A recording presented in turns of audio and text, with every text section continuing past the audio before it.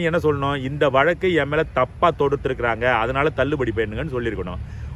உண்மையான சரியான வழக்கை நீ எப்படி சொல்ற? தாமதமா வழக்கு தொடர்ந்தனால இதை தள்ளுபடி பண்ணுமா? உன்னைய மாதிரி சுயநலவாதி எப்படா தூய்மையான அரசியல்வாதி அரசியல் கொடுப்ப? நீனு தூய்மையான அரசியல் எப்படி கொடுப்ப? நீ உங்க ஒப்பன் எல்லாருமே ஊழல்வாதிடா. உங்கள் ஒப்பனை மாதிரி ஒரு சுயநலவாதி எவனுமே கிடையாது. நீ அவனை விட அப்போ 16 அடி அப்போ 8 அடி பாஞ்சா குட்டி 16 அடி பாயிண்ட் அந்த மாதிரி தான் நீ. உங்கள் ஒப்பனை விட பல மடங்கு குற்றவாளி, ஊழல்வாதி, திருட்டு பையன்டா நீனு.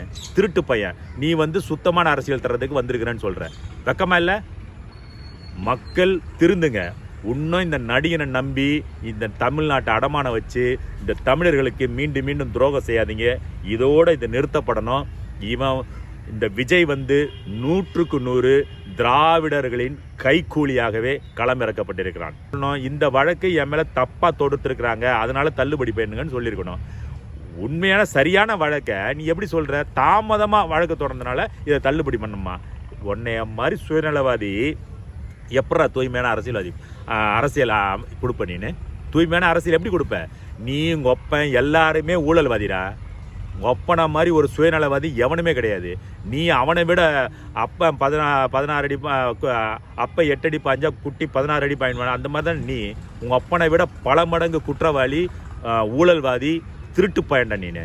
திருட்டு பையன் நீ சுத்தமான அரசியல் தர்றதுக்கு வந்திருக்கிறேன்னு சொல்கிற. வெக்கமா இல்லை?